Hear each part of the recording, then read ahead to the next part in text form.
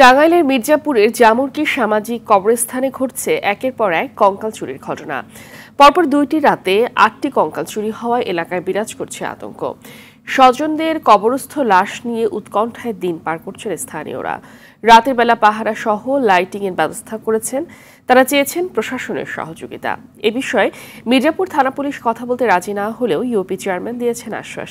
টাঙ্গাইল প্রতিনিধি কামাল হোসেনের প্রতিবেদন জানাচ্ছেন নাদিরা সুলতানা।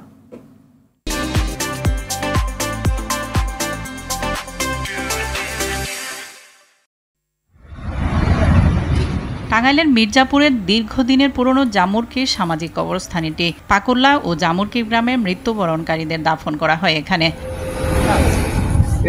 গত কয়েকদিন ধরে কবরস্থান থেকে একের পর এক চুরি হচ্ছে কঙ্কাল। গেল সোম ও মঙ্গলবার রাতে 8টি কঙ্কাল চুরি হয়। কবর খোঁড়া দেখে কঙ্কাল চুরির বিষয়টি নিশ্চিত হয় স্থানীয়রা। এতে এলাকা জুড়ে বিরাজ করছে আতঙ্ক। শেষ পর্যন্ত কবরস্থ প্রিয় মানুষটির লাশ থাকবে কিনা এ নিয়ে দুশ্চিন্তায় দিন কাটছে স্বজনদের। এদিকে কঙ্কাল চুরি ঠেকাতে স্থানীয়রা কবরস্থানে পাহারার পাশাপাশি লাইটিং এর ব্যবস্থা করেছে। কবরে থেকে অনেক লাশ হলে 7-8টা লাশ নিয়ে গেছে। তো 2টা কবর খোঁড়া দেখার পর আমি আমার কমিটি সবাইকে জানানোর পর সবাই আসার পর দেখা যায় যে এখানে আপনার লাশ চুরি হয়ে গেছে। এই গুরুস্থানে এখানে দীর্ঘদিন ধরে জাল ভাই, আমি কোনো কিছু দেখি নাই।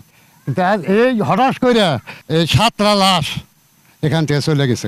লাশ দাফন করে পরিবাররা সবাই চিন্তিত বা ঘুমাইতে পারে না, এরা সবাই আতঙ্কিত আর কি। যে লাশটা উঠিয়ে নিচে তার বিচার চাই। এ বিষয়ে মির্জাপুর থানা পুলিশ কথা বলতে রাজি হয়নি, তবে সব ধরনের সহযোগিতার আশ্বাস ইউপি চেয়ারম্যানের। কমিটির যারা রয়েছেন তাদের সাথে আমি কথা বলে কবরস্থানে কি পাহারা দেওয়ার ব্যবস্থা করে এবং এখানে সিসি ক্যামেরা স্থাপন করে পাশাপাশি এখানে লাইট জরুরি ভিত্তিতে লাইটের একটি ব্যবস্থা করা প্রয়োজন বলে আমি মনে করছি। প্রশাসনের হস্তক্ষেপে বন্ধ হবে কঙ্কাল চুরি, আইনের আওতায় আসবে জড়িতরা, স্বস্তিতে থাকবে এলাকাবাসী, এমনটাই প্রত্যাশা সবার। নাদিরা সুলতানা, RTV।